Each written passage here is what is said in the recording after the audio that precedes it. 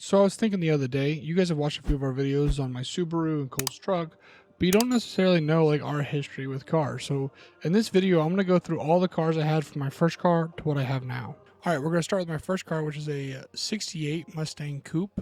This picture here is the picture I saw on Craigslist.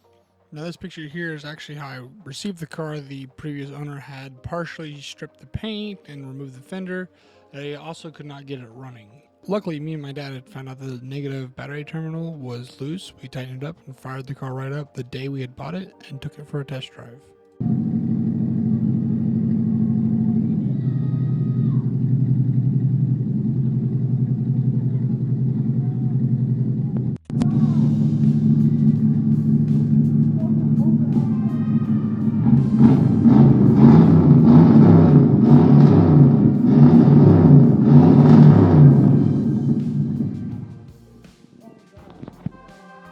A year had passed this time to get my license and I needed a car to drive. So I sold the Mustang for $1,000 and bought this $400 BMW that came from a field.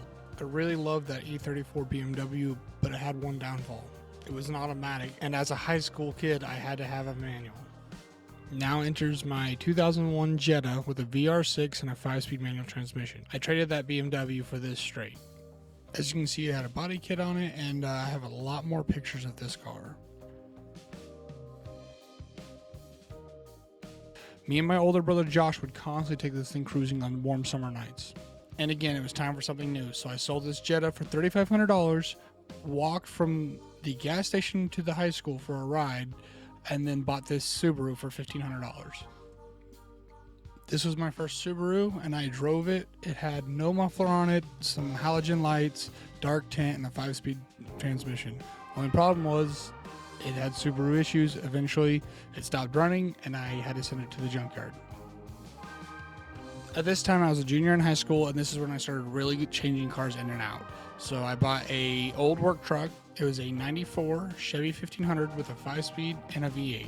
I bought this truck for $400. My older brother Josh, that I had previously mentioned, drove it home for me. It had a leaky brake line, so it barely had any brakes, a leaky fuel line, so he couldn't drive it far, and a cracked frame from the brakes being locked. After repairing the brake line, the fuel line, pulling the bed, and plating the frame, drove it for a little bit and decided I also wanted a car. So I bought this 4-door Honda Civic with a B20B swap.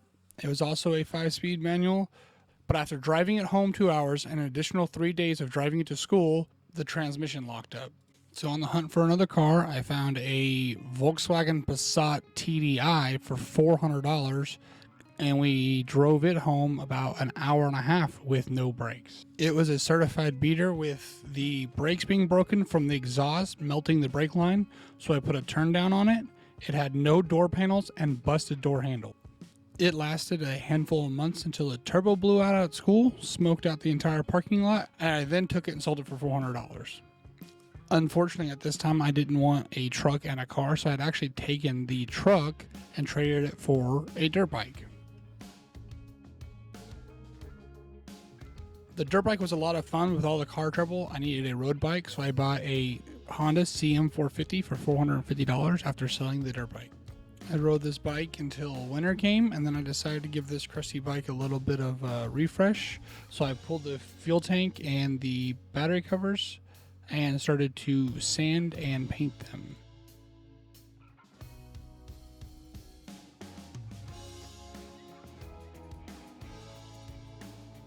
After getting the bike all primed up, it was back on the road until I decided what color I wanted to use.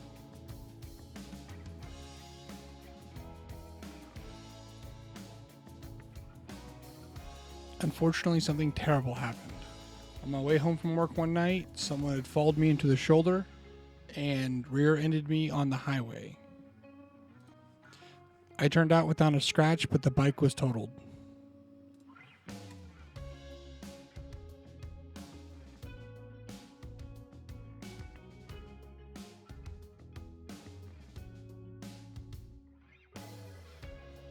I collected my insurance check and then bought a Kawaski ZR7.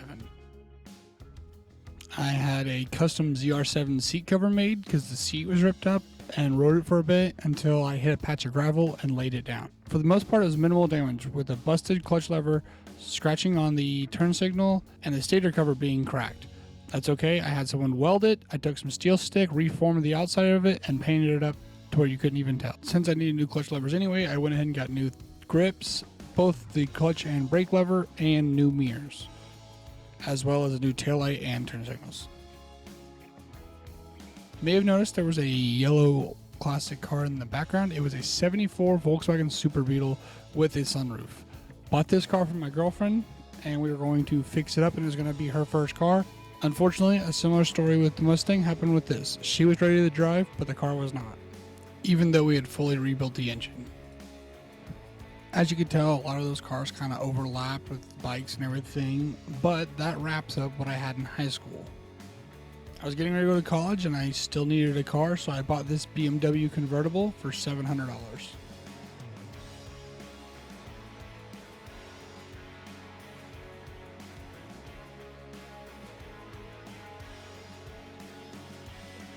I was going to college 2 hours away and I did not trust driving this thing back and forth, so I actually had taken my mom's car and sold this car while I was in college for $1,100. I only was in college for a semester, so when I came home I still needed a car, and I bought this Honda Civic from a dealership for $4,500.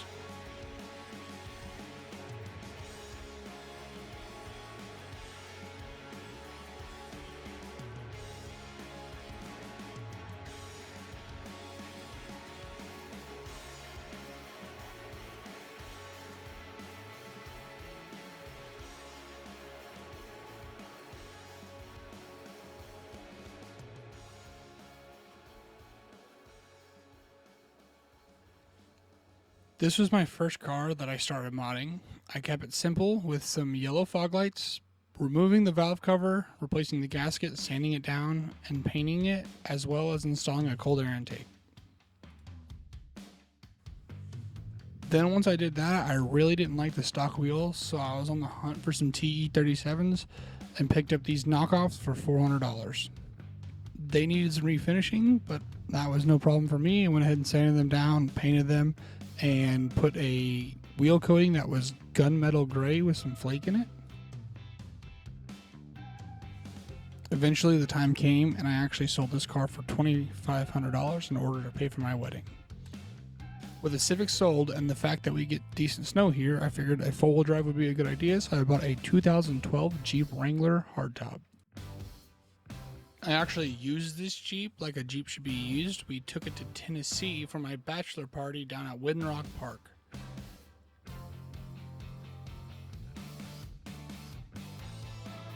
I also had this Jeep kitted out with lights, as I am a first responder. Now this is where I got my 2001 Subaru Forester that you guys have seen. I got it from my grandma because the Jeep was costing so much in fuel I couldn't afford it to drive it anymore. It's filming.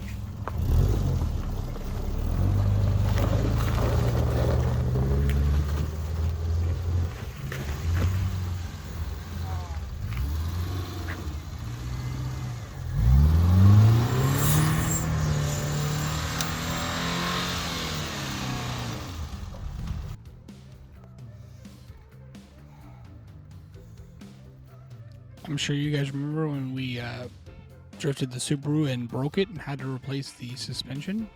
This car you've seen is built on this channel, lowering it, putting some wheels on it, a custom exhaust, the front grille.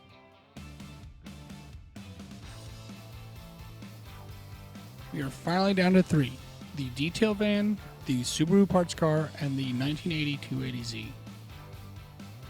You've seen us build out the van and getting it ready to use. You've seen us strip the Subaru down. And if you subscribe, you will see us work on that 280Z. Thank you guys for watching this video. Leave a comment down below some of the cars you've had and you miss. Hit that like button, hit that subscribe button, and we'll see you next time.